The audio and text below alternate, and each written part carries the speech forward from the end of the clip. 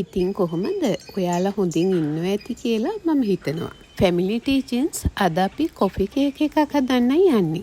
ඔන්න මුලින්ම දුඹුරු සීනි ග්‍රෑම් 75ක් මෙතන තියෙනවා. ඉන්ස්ටන්ට් කෝපි තේ හැඳි 2යි. තව සිනමන් කුඩු තේ හැන්දක් ඕනේ. පාන් පිටි මෙස හැඳි 2යි. ඒකටම දිය කරගත්තු බටර් ග්‍රෑම් 50ක් දාගන්න ඕනේ. තව පොඩියට කපාගත්ත කජු හරි රට කජු හරි කුඩා කැබිලි වලට කඩලා මේකට දාගන්න. දැන් ඉතින් මේ ටික හොඳින් කලවම් කරලා පැත්තකින් තියාගන්න. ඔන්න දැන් තමයි කේක් බටර් එක හදන්නේ. මුලින්ම බටර් ග්‍රෑම් 150ක් සීනි ග්‍රෑම් 150ක් දාලා විනාඩි 3-4ක් බීට් කරගන්න. ඒකටම බිත්තර ගෙඩි 3ක් දාලා විනාඩියක් විතර බීට් කරලා ගන්න. පාන් පිටි ග්‍රෑම් 180ට බේකින් පවුඩර් තේ හැඳි එකක් දාලා මේ වගේ ඒකටම හලා ගන්න.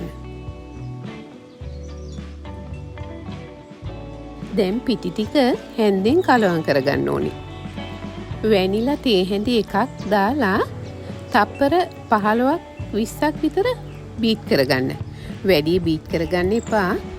දැන් ඔයාලා ලෑස්ති කරගත්තු ට්‍රේ එකට මේ මිශ්‍රණය දාගන්න තියෙන්නේ.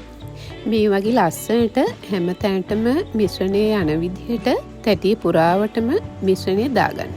දැන් අපි මුලින්ම හදාගත්තු කෝපි කජු දාලා හදාගත්තු මිශ්‍රණය මේකට උඩින් දාලා කූරකින් ඇතුළට යන විදිහට කලවම් කරගන්න.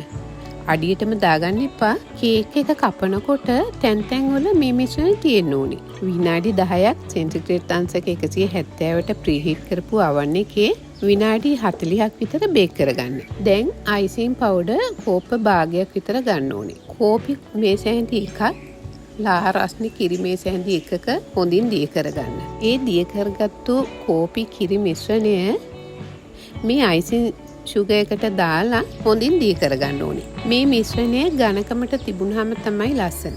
දැන් අපි බේක් කරගත්තු කේක් එක උඩින් මේ මිශ්‍රණය ලස්සනට දාගන්න ඕනේ.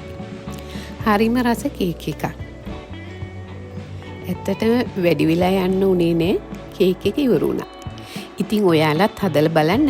රස බලලා අපිටත් කමෙන්ට් එකක් දාන්න.